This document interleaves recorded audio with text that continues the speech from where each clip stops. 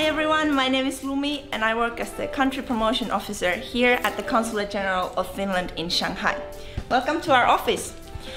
Actually, both Finland and China have a special place in my heart. Let me tell you why. Due to my family background, I've been traveling between Finland and China since childhood. I've lived by the lakes and forests of Finland and experienced the rich historical culture of China, both shaping my growth. Especially my 6 years of studying in Xi'an further deepened this dual cultural influence, giving me a unique perspective on both of the cultures. In Finland, people live a life surrounded by the pristine nature. In summer, we stay at our summer cottages and stroll by the lakes. In the winter, we ski and read by the fireplace. In Finland, sometimes the time seems to stand still. Whenever I return to China, I'm touched by the warmth and straightforwardness of the people. In China, surrounding me are bustling crowds and the vibrant sense of life. A stark contrast to Finland's tranquil atmosphere. Most of the time, I can freely switch between these two different lifestyles. Yet, there are some moments when I feel that I need adjustment. 你国庆节放假吗？放假3天。你老外也放假？哦，有那老外，那蛮好的啊。啊，跟你们一起放嘛。啊，那好。我高兴认识你，多维。As you see, even though I've been living in China for almost 10 years, there are still some people who affectionately call me foreigner. Chinese people seem to carry an unspoken sentiment about the distinction between locals and foreigners. Old Mr. mentioned that China is celebrating her 75th birthday this year, and the diplomatic relationship between Finland and China will also reach its 75th anniversary in 2025. On this occasion, I've decided to set off to return to my father's hometown, Xi'an, Shaanxi. I think this might be a rare opportunity for me to explore an unknown answer in the place I know the best. Where exactly does that subtle boundary of locals and foreigners lie in the world of the Chinese people? I guess there might be more to all this, but if we don't go, we won't know. So, let's go. Growing up in Finland, I loved traveling by train because pets are allowed, making every journey enjoyable. This time, I choose to take the high-speed train, crossing 1,500 kilometers from Shanghai, the Oriental Pearl, to the geodetic origin of China, Xi'an, in just over 7 hours. The scenery outside the window changes rapidly, contrasting with the old photos in my hand, which reminded me of those places important to me in my childhood.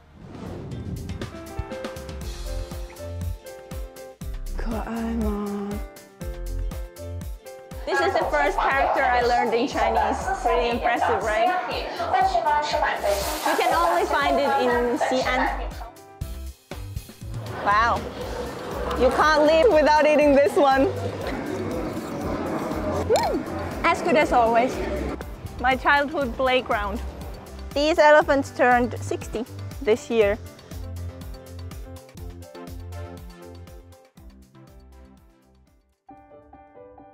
Among these memories, the most unforgettable was my first visit to China when my father took me to see the terracotta warriors. At that time, I couldn't find the words to describe the majestic terracotta figures. So this time, my first stop is the Terracotta Army. This is me when I was 5 years old and came to see the terracotta warriors for the first time. Today, after 22 years, I'm back. As one of the 8 wonders of the world, the Terracotta Army is undoubtedly a magnificent chapter in Chinese history. It's not only a symbol of China, but also a treasure for history lovers worldwide.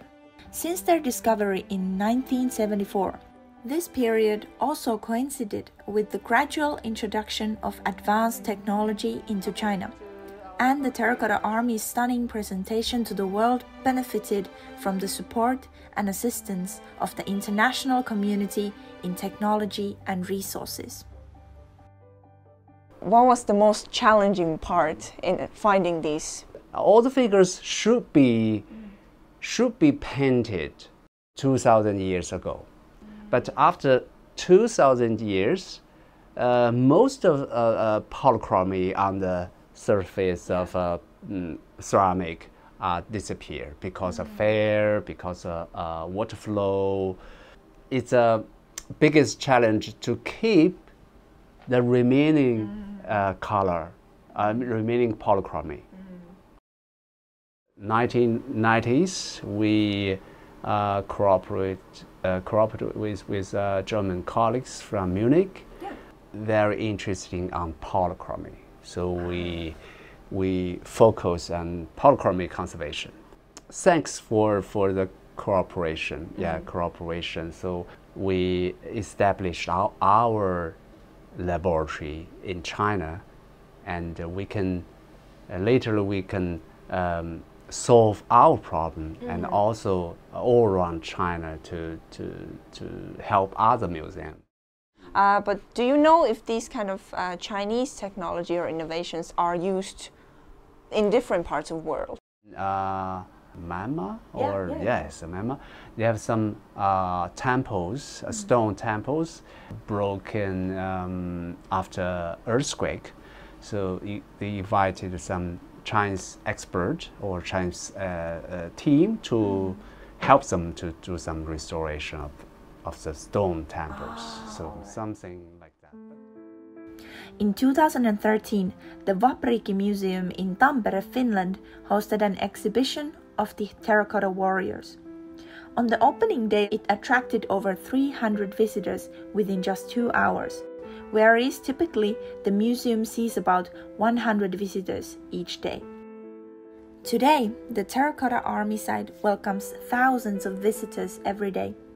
As the fame of the Terracotta Army continues to rise, tourists from around the world have flocked to see it, creating a tourism boom that China had never experienced before the reform and opening up. In response to this unexpected influx of visitors, Shaanxi's first expressway, the Xi'an Expressway, was built. You can see it on the opposite side. The first expressway in Shaanxi has now shortened the journey from Xi'an to the Terracotta Museum to just 40 minutes, becoming a quick passage to learning history. For over 20 years, it has not only greatly facilitated tourism, but also built a bridge for communication between China and the world. Behind all this is a remarkable person, Mr. Qi Wenshan, the former chief engineer of the Xi'an Expressway. Now, in his 90s, Mr. Qi can clearly recall the work at that time, as if those years are still visible before his eyes. 西林高速从设计到开通车一共要了多长时间？您具体参与了哪些工作？想法是87年开始，就3、4年吧。90年的12月26号通车。西林高速公路所有的分类式立交工程，都出自我的手。在这个公路当中，我还在设计院的时候，有引进非地核条款。那时候不但施工单位进行招投标，而且监理也使用招投标，这是一大先进。实际上都是世界上的整个全世界的一个监理制度的一个规程，而且这个制度一直指导着整个陕西省的以后的高速公路的建设。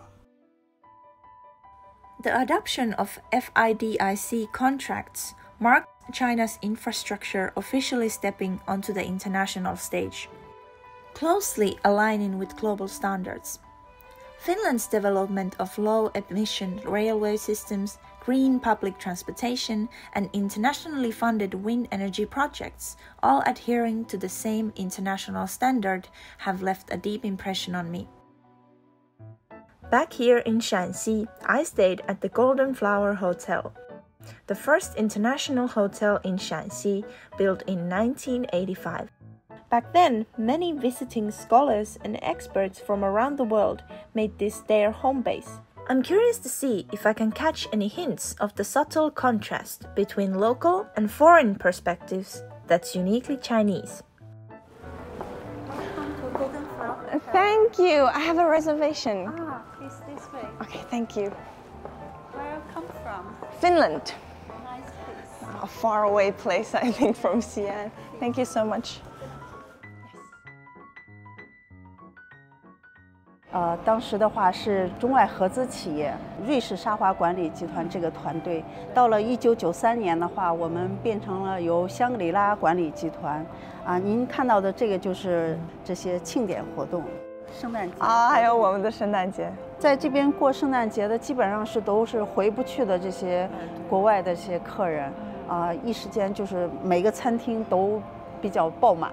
我其实看到这个画面还是蛮激动的，因为圣诞节是我们芬兰最重大的、最重要的一个节日，相当于像中国过年一样。而且圣诞老人他也是我家乡的最出名的一个人物吧。This is the room tour. Can you believe that this room was built in the 80s? Let's see. Here you can see some Chinese cultural elements. This is the year of the dragon. That's very nice. Let's see what else is here. What else is here? Oh, there's something written. It's written by hand. Very nice. Okay, but I'm gonna take a rest now, so I will see you tomorrow.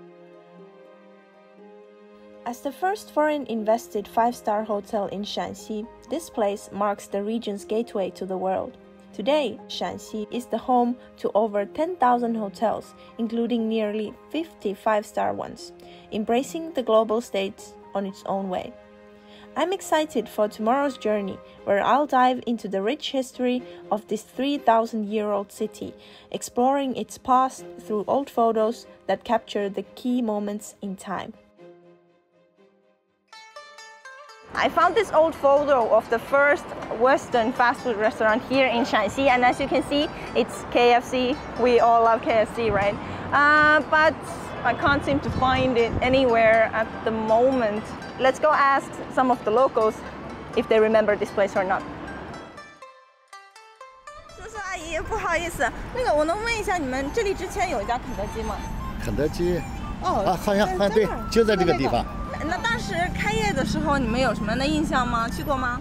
我们经常过，说是这肯德基是个啥呀？人咋这么多的？但当时还闹了个笑话。一个朋友，我们是在这说这个开了一个肯德基，他说这个肯德基是个啥品种啊？鸡的品种。就在这块就这个。印象太深了啊！当年才开业的时候呀，人山人海的排队呢。之后陆陆续续的这个洋快餐都多了，你看，包括那个开源的钟楼旁边的开源的麦当劳呀，这都开了。不过这几年变化太大了。In the late 1990s, Western fast food brands like KFC became symbols of how Chinese people began to encounter and embrace foreign cultures in their daily lives. Back then, Western cuisine was still a novelty for most, but today you can enjoy food from all over the world right here in this city. These flavors have become a part of everyday life in China and Chinese culinary traditions. I have all these old photos of Xi'an in my hand, and today I'm going to go on a city walk together with you to check out these places. So let's go.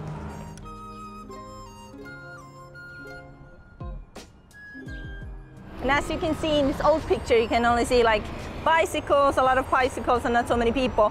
But nowadays, if you want to test your driving skills, I suggest you come and test it here in this huge driving line which surrounds the whole bell tower.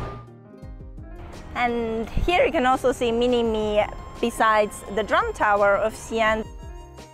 This station used to be the first station in Xi'an for buses, and it was only one line which went past many important factories, for example a steel factory, and then for example a pressing house. But as you can see in this old picture, it's actually quite funny. You can see the space between the people is quite long, and in Finland we like our own personal space, and there are a lot of jokes in the internet that Finnish people wait for the bus like this, so pretty similar. Oh, it used to look like this. This is the Shaanxi TV tower, and in the 80s it used to be the highest building in town. But as you can see from the picture, beside it there's nothing there, but today you can see all these shopping malls, food, schools, museums. The change is quite big. Yeah, this place I think hasn't changed so much. It's still the same giant wild goose pagoda and still the same red doors you can see here, but only I've become taller than previously.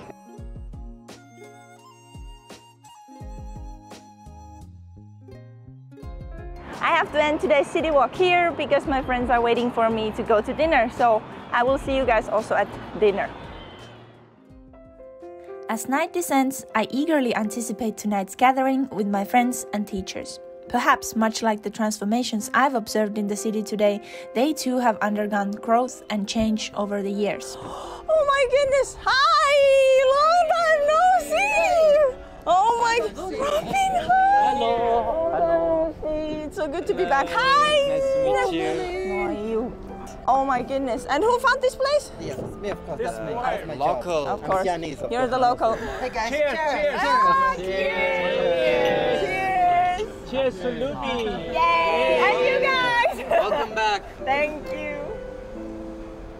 We haven't seen each other in a long time, I think. Yeah, it's been like, is it 3 or 4 years? But you haven't changed at all. Really? 你也太会说话了。 No, it's not. It's honest. But weren't you studying flight vehicle design In my bachelor's, yeah. in your bachelor's?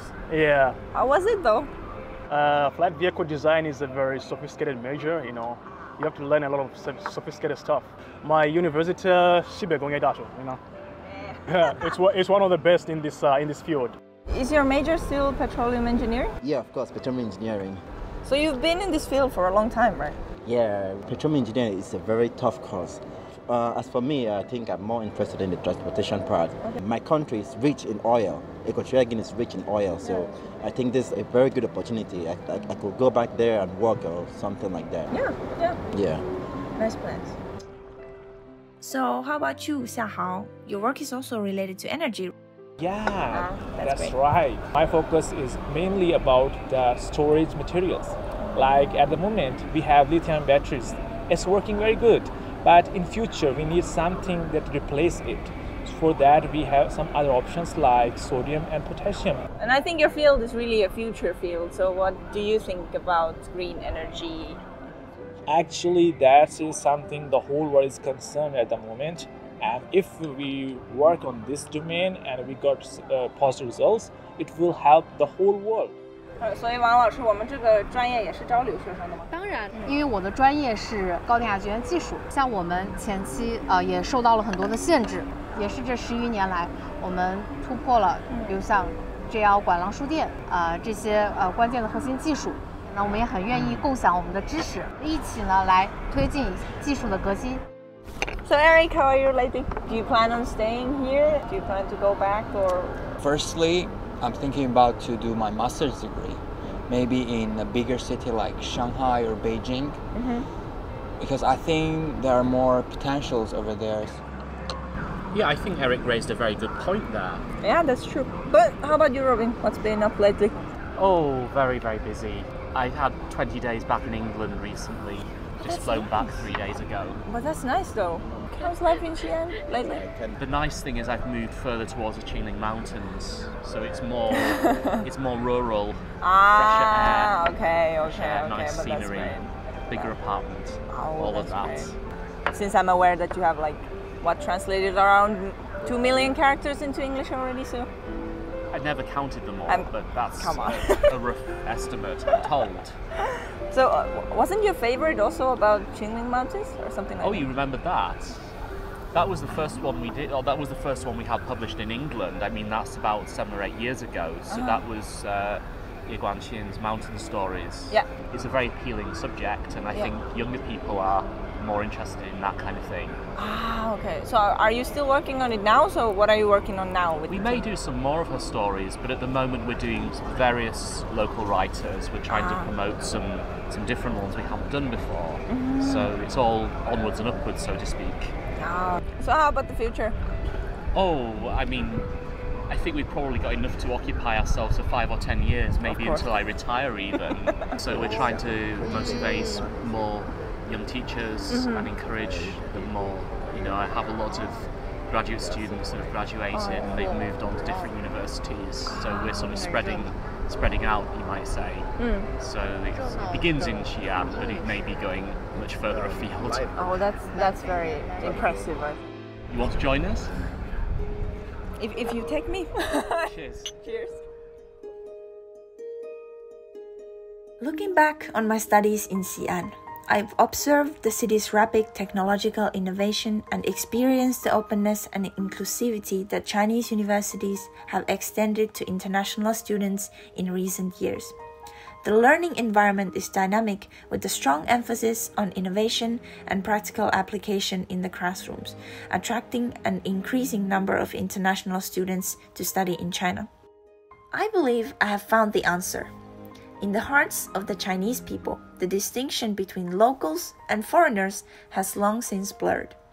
Despite being affectionately called a foreigner, there is no feeling of opposition or exclusion associated with this term.